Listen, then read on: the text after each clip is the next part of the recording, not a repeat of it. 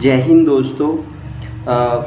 जो हमारे SSC CGL previous year के पेपर सोल्व करने वाली जो सीरीज स्टार्ट की है हमने आज से, मतलब इस सीरीज में आइए हमारा दूसरा पेपर हम सोल्व करेंगे। ये CHSL प्री 2025 वाला पेपर है। मैंने इसको केवल एक पॉइंट के लिए इसको यहाँ रखा है। ये 25 मार्च 2018 प्रथम पाली वाला पेपर है। और मैंने जो मॉर्निंग में पेपर सोल्व किया था, जो हमारा लेक्चर 5 बजे पब्लिश हुआ था आज ही, उसमें एक क्वेश्चन था ये वाला, पहला क्वेश्चन। बिल्कुल मैं आज दिखाने के लिए केवल आपको ये रखा हूँ। देखो दोस्तों, जो ये हमारा एसएससी सीजीएल 2018 वाला सामान्य ज्ञान वाला पेपर था, ये आपका 7 वाले पेज नंबर पे, और इसी का कौन से वाला मैंने रखा था, एक सेकंड रुकिए मैं आपको दिखा देता हूँ। यानी उसका जो पहला क्वेश्चन है सीजीएल में, जो क्वेश्चन था आपका, वो वाला क्वेश्चन मैंने एक सेकंड कहाँ चला गया, मैंने सोल्व किया था वो 2018 का सीजीएल वाला पेपर। मैं अभी 1 मिनट ढूंढ लूँ और तब आपको दिखा देता हूँ दोस्तों। देखो दोस्तों, मैं केवल आपको एक आईना दिखाना चाहता हूँ। मेरा यहाँ पेपर को सोल्व करना, पेपर में रट्टा मारना, वो सब मकसद नहीं है। मैं केवल आपको एक आईना दिखा दूँ कि आप आयोग को समझ सको, आप आयोग का माइंडसेट समझ सको दोस्तों। जैसे हमारी एक जो आज वाली क्लास पब्लिश हुई, उसमें एक क्वेश्चन था कि उपभोक्ता की आय में खाली स्थान के साथ घटिया उत्पादों की मांग घट जाती है। मैंने इसको बहुत अच्छे से एक्सप्लेन किया दोस्तों। ये 21 अगस्त 2018 का प्रथम पाली वाला पेपर है, किसका, सीजीएल का। ठीक है, सेम यही क्वेश्चन, सेम टू सेम यही क्वेश्चन अभी जो पेपर में अब सोल्व करने जा रहा हूँ, जो अभी जिसका आईना अभी मैं आपको दिखा रहा हूँ, ये देखिए आप इस वाले में। कहाँ चला गया, एक सेकेंड रुकिए। देखो दोस्तों, ये क्वेश्चन है, ये CHSL ये CHSL 2018 वाला पेपर है, प्रथम पाली का ही है। सेम क्वेश्चन है, लेकिन क्वेश्चन की थोड़ी सी लैंग्वेज चेंज कर दी है। उन्होंने क्या किया, एक निर्दिष्ट वस्तु की मांग गिरती है जब आय में वृद्धि होती है। और वहाँ देखना मेरे प्यारे मित्रों, इसमें क्या कहा था, देखो दोस्तों, यही माइंडसेट हमें समझना पड़ेगा बस, और कुछ भी समझने वाला पॉइंट नहीं है। मैंने मॉर्निंग में ये पेपर सोल्व किया था CHSL वाला। इसमें क्या था कि उपभोक्ता की आय में खाली स्थान के साथ घटिया उत्पाद की मांग घट जाती है। कब, जब आय में वृद्धि हो, जब उपभोक्ता की आय में वृद्धि होती है। सेम है ना, बिल्कुल। देखो बस क्वेश्चन का तरीका थोड़ा सा चेंज किया, लेकिन बिल्कुल सेम लैंग्वेज, उतना जितना मैंने एक्सप्लेन कर दिया था उतना नहीं है मेरे प्यारे दोस्तों। तो इसी माइंडसेट को समझने के लिए मैंने ये पेपर रखा है। इसीलिए एसएससी सोल्व करने वाली जो सीरीज है, उस सीरीज को मैंने लिया है। और इस पेपर से मुझे ये क्वेश्चन दिखाने का आपका मन था कि जैसे जो एसएससी तो है पेपर, एसएससी जितने भी एग्जाम करा रहा है, और हमें सीजीएल को टॉप करना है, अच्छी रैंक लेके आना है, जीएस में अच्छा स्कोर करना है प्यारे दोस्तों। तो उसके लिए आपको एसएससी का माइंडसेट समझना पड़ेगा। ये तो आपको करना ही पड़ेगा, आप कितना भी पढ़ लो। हमेशा टॉपर से आप एक बात करना कि वो स्मार्ट स्टडी करते हैं। यदि वो स्मार्ट स्टडी करते हैं,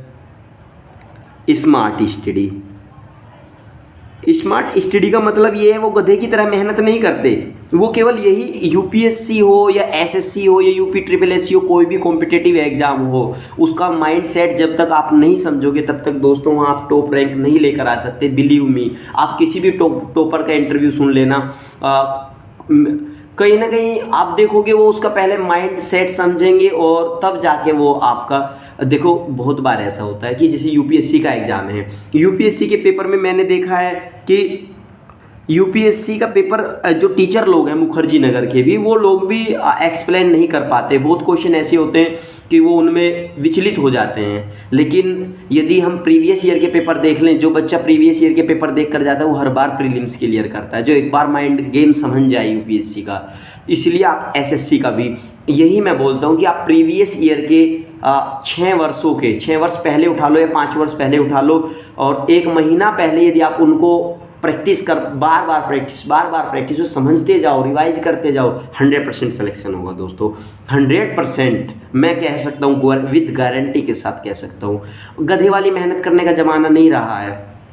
देखिए कितना बड़ा उदाहरण है, ये 2018 का CHSL का पेपर है और 2018 में ही अगस्त में ही किसने पूछा उस क्वेश्चन को, CHSL ने, CGL ने पूछा है। तो यानी यदि हम SSC के प्रीवियस ईयर के पेपरों को उठा रहे हैं और एक्सप्लेन करने का तरीका देख रहे हैं कि हम कैसे पेपर को सोल्व करना चाहिए, जो मैं आपको सिखाऊंगा इनमें, तो आप कहीं ना कहीं बहुत अच्छी रैंक ला सकते हो दोस्तों।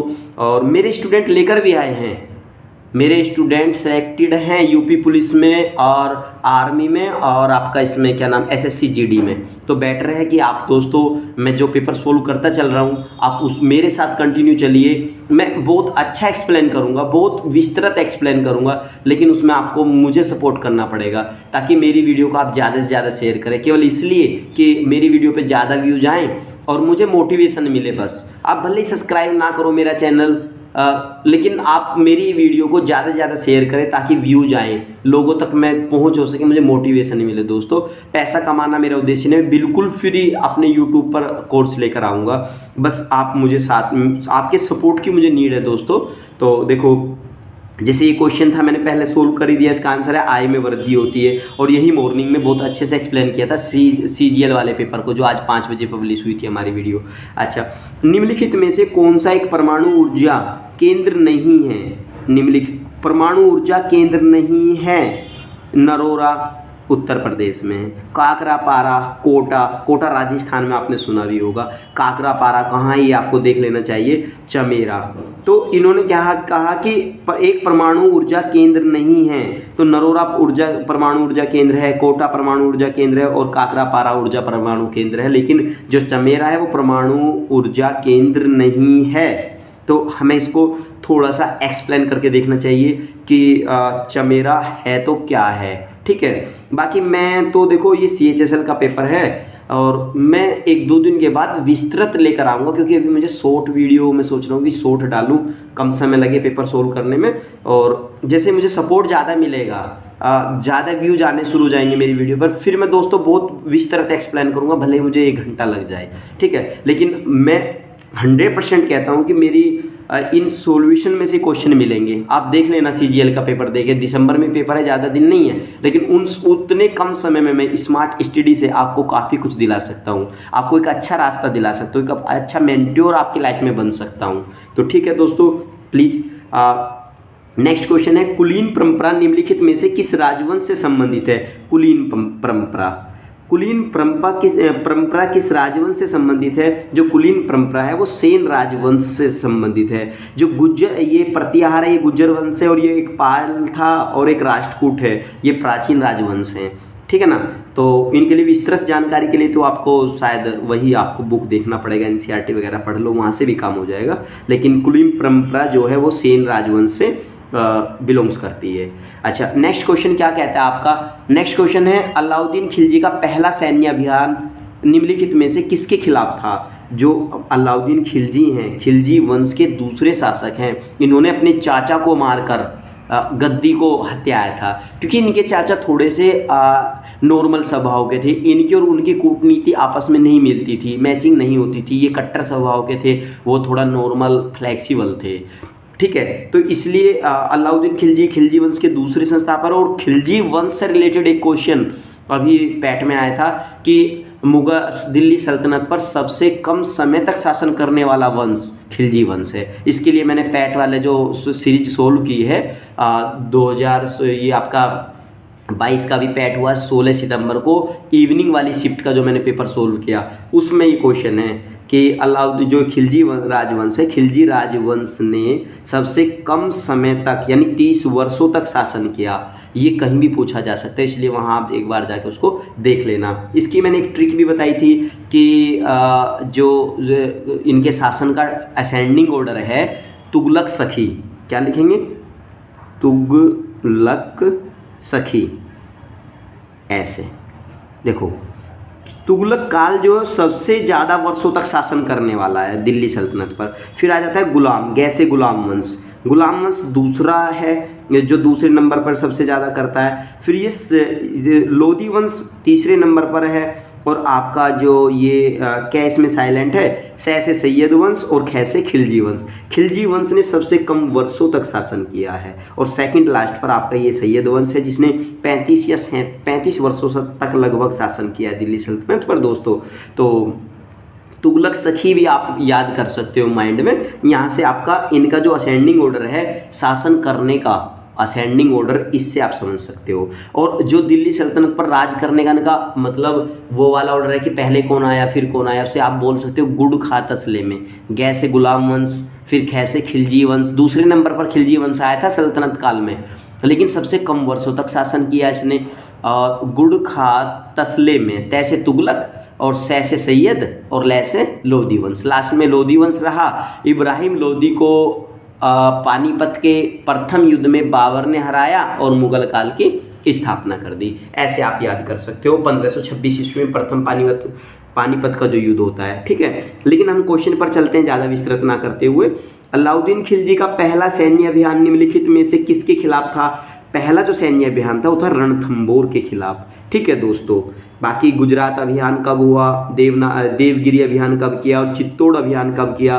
देवगिरी अभियान डायरेक्टली किया या इनडायरेक्ट किया इसने अपनी सेना से, कैसे किया? ये अलाउद्दीन खिलजी का क्या मकसद था? जैसे मोहम्मद बिन कासिम हैं, मोहम्मद बिन कासिम भारत का मोहम्मद बिन कासिम है ना शायद, वो जो 1712 में आया था। हाँ कुछ मैं ऐसे रिलेट कर पा रहा हूँ। हाँ, मोहम्मद बिन कासिम 712 ईस्वी में आके आक्रमण करता है, सिंध प्रांत से आता है, तो सिंध प्रांत पर पहला आक्रमण करता है। उनका मकसद क्या है? उनका मकसद भी यही है कि वो भारत का धन लूटकर मध्य एशिया में लगाना चाहते हैं, मध्य एशिया के डेवलप में। तो इसी प्रकार अलाउद्दीन खिलजी भी दक्षिण भारत की लूट का पैसा कहाँ? उत्तर भारत में लगाना चाहता था। वो चाहता था कि मैं उत्तर भारत को स्ट्रॉन्ग करूं और दक्षिण भारत में डायरेक्टली शासन ना करूं। अलाउद्दीन की ये नीति थी दोस्तों, ठीक है। तो इसलिए जो ये देवगिरी है ये दक्षिण भारत में है, और तो ये देखना है कि देवगिरी पर वो अपने किस प्रकार का सैन्य अभियान करता है। ये चाहता है कि वहाँ से मैं केवल रेवेन्यू कलेक्ट करूँ वहाँ के राजाओं से और मध्य भारत में उसको लगाऊँ, इसी प्रकार, ठीक है। इसलिए इतिहासकारों ने इनकी नीति को जो मोहम्मद बिन कासिम है उसकी नीति से कंपेयर किया है कि कहीं ना कहीं वहाँ ये मैचिंग करती है। नेक्स्ट क्वेश्चन देखते हैं दोस्तों। स्वेज नहर के दक्षिण सिरे पर कौन सा बंदरगाह स्थित है? स्वेज नहर के दक्षिण सिरे पर कौन सा बंदरगाह स्थित है? स्वेज नहर का जो सिरा है, स्वेज नहर लाल सागर और मध्य सागर को जोड़ने वाली नहर है। बहुत बार एग्जाम में क्वेश्चन आया डिफरेंट एग्जामों में कि लाल सागर और मध्य सागर को, भूमध्य सागर को जोड़ने वाली नहर कौन सी है? लाल सागर और भूमध्य सागर को जोड़ने वाली जो नहर है वो कौन सी नहर है? स्वेज नहर है, जिससे जो आपके ये ब्रिटिशर्स हैं इनको मध्य एशिया में व्यापार करने के लिए काफ़ी लाभ मिला। अरब सागर की खाड़ी को जो है ना, ये लाल सागर और भूमध्य सागर को एक साथ जोड़ देती है नहरें। तो कहीं ना कहीं काफ़ी जो ये पहले आपका ये साउथ अफ्रीका है, और साउथ अफ्रीका में एक द्वीप है नीचे दक्षिण में, क्या नाम है उसको, क्या बोलते हैं, केप ऑफ गुड होप। हाँ, केप ऑफ गुड होप। तो केप ऑफ गुड होप के रास्ते ना आकर अब ये स्वेज नहर से आ जाते हैं और काफ़ी दूरी कम हुई है, तो इसलिए वो ये व्यापारिक नहर है। तो इन्होंने बोला है दक्षिण सिरे पर कौन सा बंदरगाह है? इसके दक्षिण सिरे पर पोर्ट सवेज नामक बंदरगाह है दोस्तों, ठीक है। अच्छा, पोर्ट सईद कहाँ है, पोर्ट इब्राहिम कहाँ है और इस्लामिया क्या है? इनको एक बार आपको गूगल करना पड़ेगा। मैं इनको सबसे ज़्यादा एक्सप्लेन तभी करूँगा जब दोस्तों मेरा चैनल मोनेटाइज होगा, ज़्यादा व्यूज आएंगे। प्लीज़ दोस्तों, तब तक के लिए आपको इतना ही से काम चलाना पड़ेगा। मैं आपको 100% गारंटी दिलाता हूँ कि दोस्तों यदि आप मेरी स्ट्रेटजी से चले, अच्छे नंबर ना आए, आप 25 में से 25 ना करके आए तो मुझे बता देना दोस्तों। लेकिन स्ट्रेटजी आपको यही अपनानी पड़ेगी कि मैंने केवल स्वेज नहर को बताया और पोर्ट स्वेज को बताया। आपका मन, आपको तुरंत गूगल करना पड़ेगा मेरी क्लास देखने के बाद कि पोर्ट सईद कहाँ है, क्या है, और पोर्ट इब्राहिम क्या है और इस्लामिया क्या है। इन चीज़ों को आपको गूगल करने की नीड है और लिख लेना है अपने नोट्स में, तब जाके आप मुझे बता देना कि सर वो एग्ज़ाम मेरे से क्लियर नहीं हुआ है, मैंने उसका प्रीवियस ईयर का क्वेश्चन पेपर देखा था। मैं आपको विश्वास दिलाता हूँ होगा, ज़रूर होगा, ठीक है। अब देखो, मच्छकुंड परियोजना। मच्छकुंड परियोजना किन दो राज्यों की संयुक्त परियोजना है? ओडिशा और आंध्र प्रदेश है। मच्छकुंड परियोजना किन दो राज्यों की संयुक्त परियोजना है, उसमें ओडिशा और आंध्र प्रदेश की ये संयुक्त परियोजना है दोस्तों।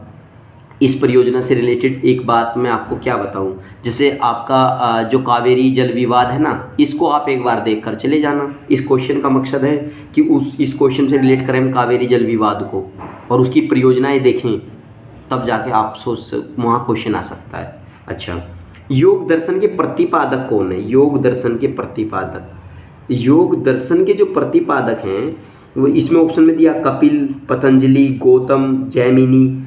योग दर्शन के प्रतिपादक पूछा है, ठीक है ना, और जिसमें आप कहीं इसमें पतंजलि ना लगा दें, क्योंकि पतंजलि जो है ना दोस्तों, ये योग गुरु रामदेव बाबा पतंजलि वहाँ से आप इस चीज़ में कहीं इन्वॉल्व होकर पतंजलि गलत न लगा दें, क्योंकि इसके जो योग दर्शन के जो प्रतिपादक है वो कपिल जी हैं, ठीक है।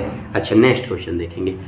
नेक्स्ट क्वेश्चन, अच्छा ये मैंने शायद इसमें कर नहीं पाया था दोस्तों, अब देख लो, यहाँ 1 मिनट के लिए मैं रोक देता हूँ। योग दर्शन के प्रतिपादक कपिल हैं और क्वेश्चन नंबर 83 जो है वो है आपका 23-24 नवंबर 2017 को निम्नलिखित में से किस स्थान पर साइबर स्पेस का 5वां वैश्विक सम्मेलन हुआ? दोस्तों ये 2017 में क्वेश्चन 2017 का करंट अफेयर्स लिया क्योंकि 18 का क्वेश्चन है, तो यहाँ से हम एक अपना माइंड सेट कर लेना है कि इस टाइप के क्वेश्चन, ये 5वां वैश्विक सम्मेलन है, ठीक है।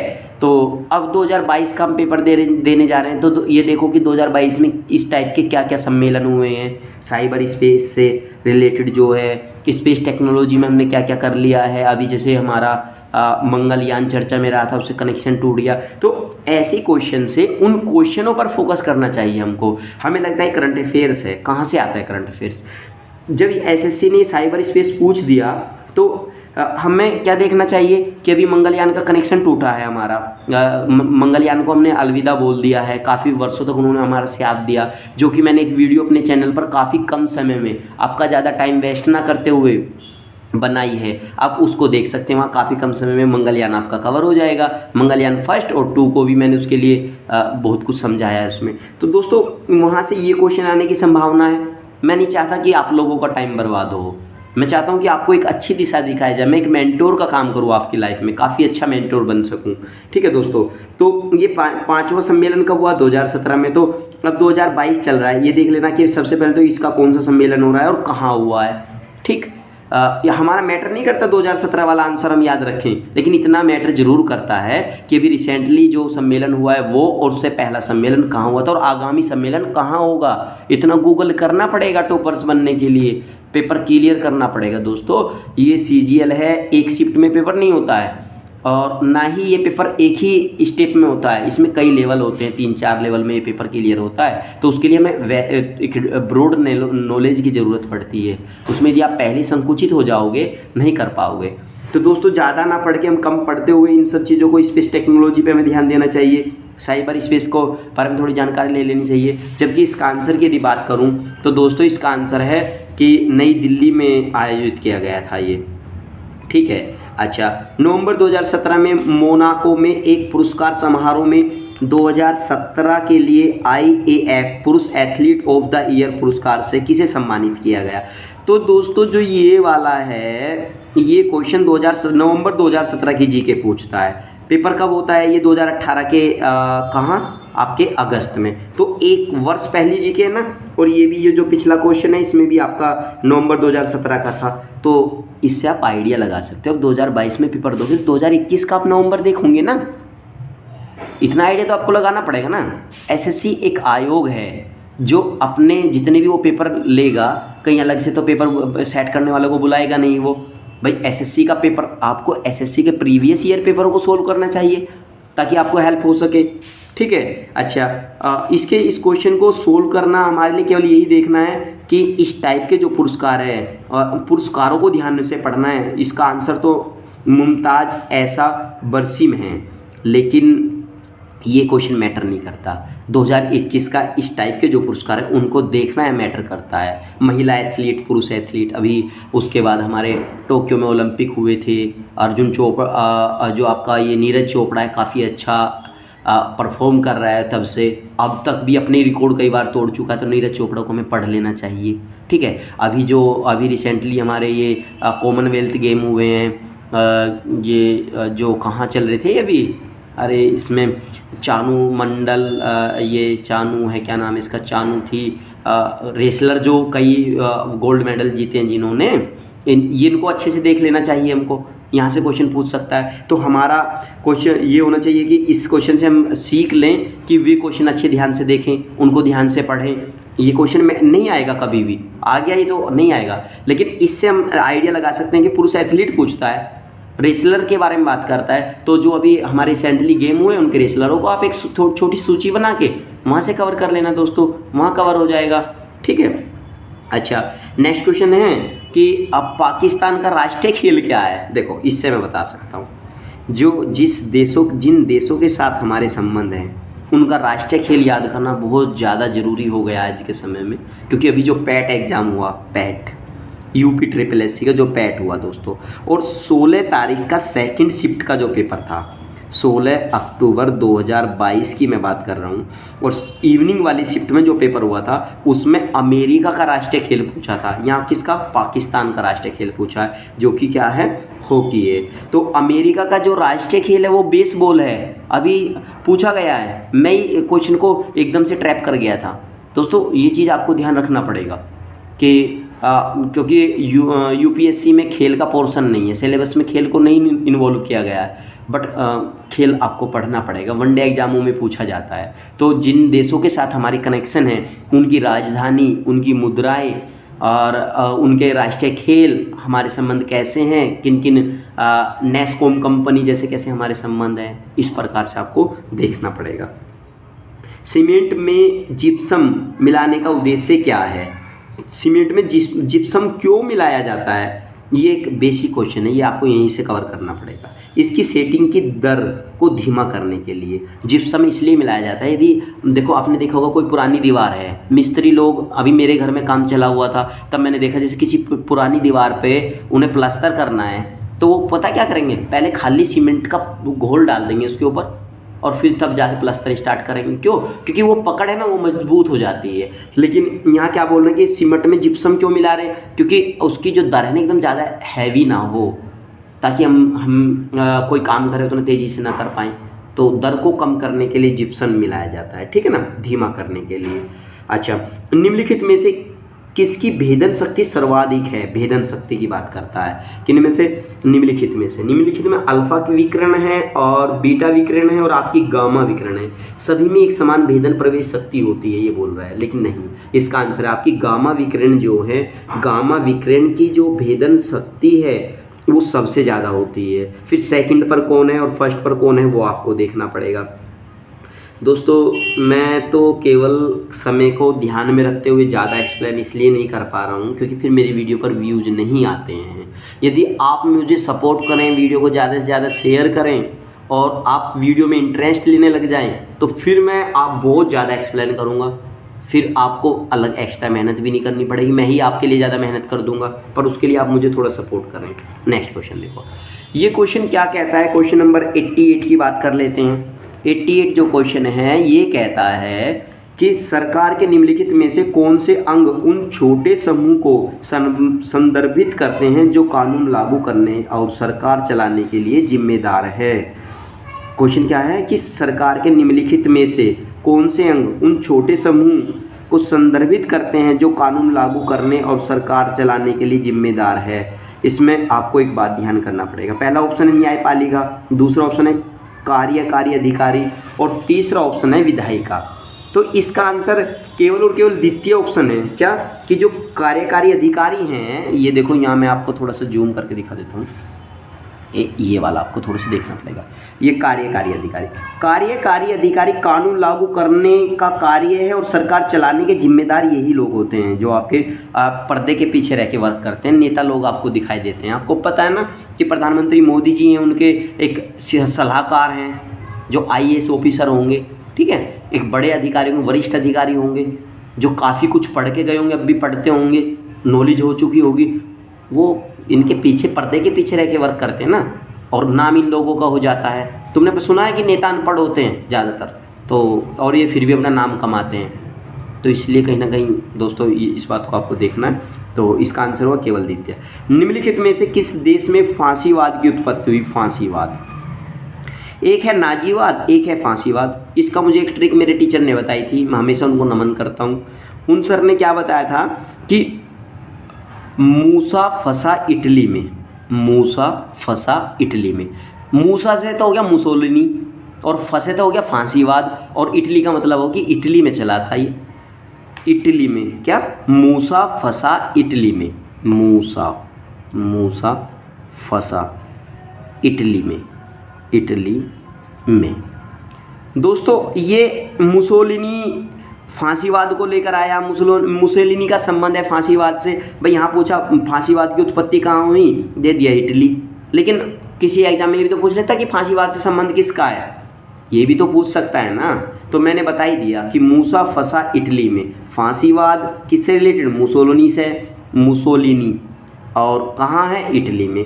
एक है जर्मनी में नाजीवाद। नाजीवाद किससे रिलेटेड है? जर्मनी में, हिटलर से रिलेटेड है, ये मैंने यही बता दिया। नाजीवाद जर्मनी में उत्पत्ति हुई थी और हिटलर के द्वारा उत्पत्ति की गई थी। हिटलर उससे संबंधित नेता है, राजनीति है, ठीक है।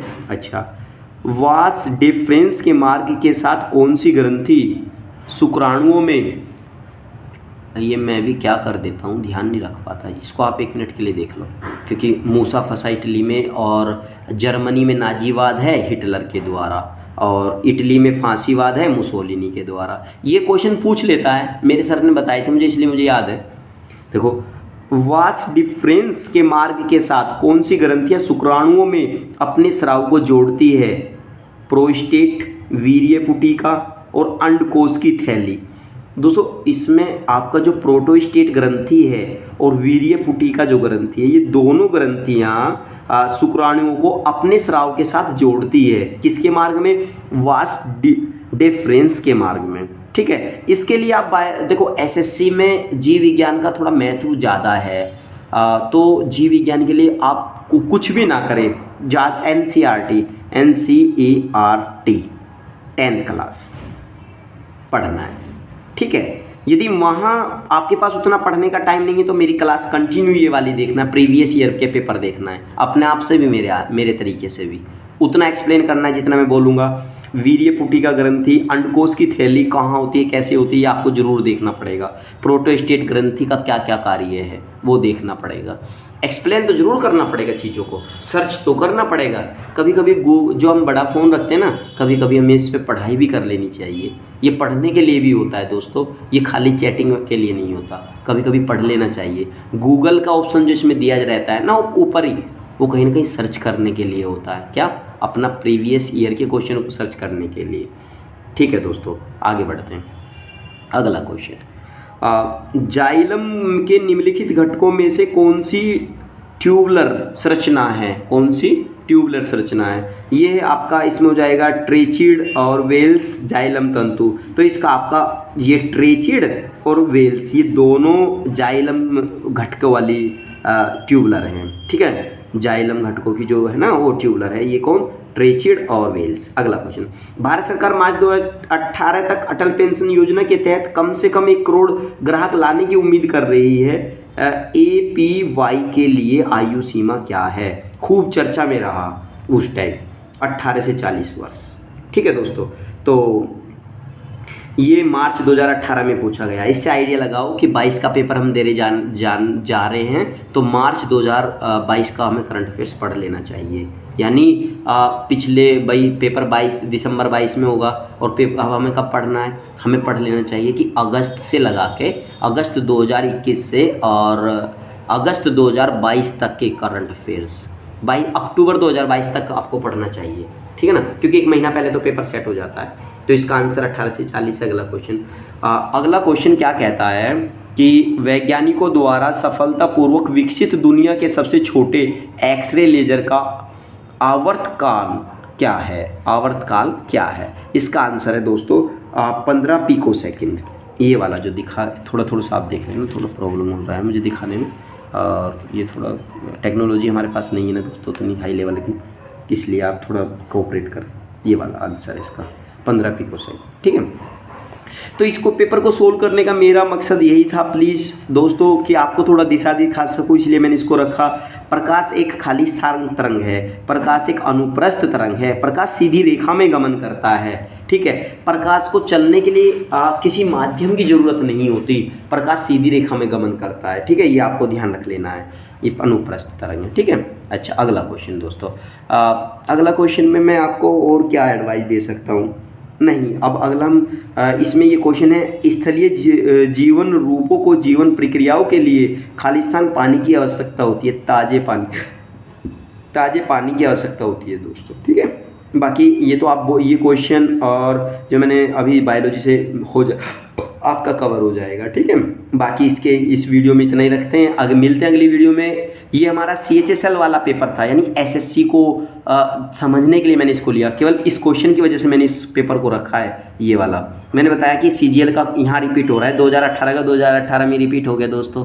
क्या ये 2018 वाला पेपर अब 2022 में रिपीट नहीं हो सकता? बेसिक है तो हो सकता है। इसके लिए आप माइक्रो और मैक्रो इकोनॉमिक्स पढ़ लेना। इकोनॉमिक्स अच्छा करने के लिए किसी भी एग्जाम में, वन डे एग्जाम में, मैं आपको बता देता हूँ, कभी बाद में सोचो कि कैसे स्मार्ट स्टडी होता है। स्मार्ट स्टडी ऐसे ही की जाती है। अनअकैडमी पर दोस्तों मेंटोर का सब्सक्रिप्शन लेने के लिए अलग से चार्ज देना पड़ता है, लेकिन मैं आपको फ्री ऑफ कॉस्ट आपकी हेल्प करूँगा, उससे कुछ ज़्यादा अच्छा दे सकूँगा, बेटर दे सकूँगा। आप हमारे गाइडेंस चैनल है हमारा रॉयल कंपटीशन क्लासेस के नाम से, इसी वीडियो में इसका लिंक है, आप उसको ज्वाइन कर लेना। वहाँ मैं बच्चों को गाइड करता हूँ डेली।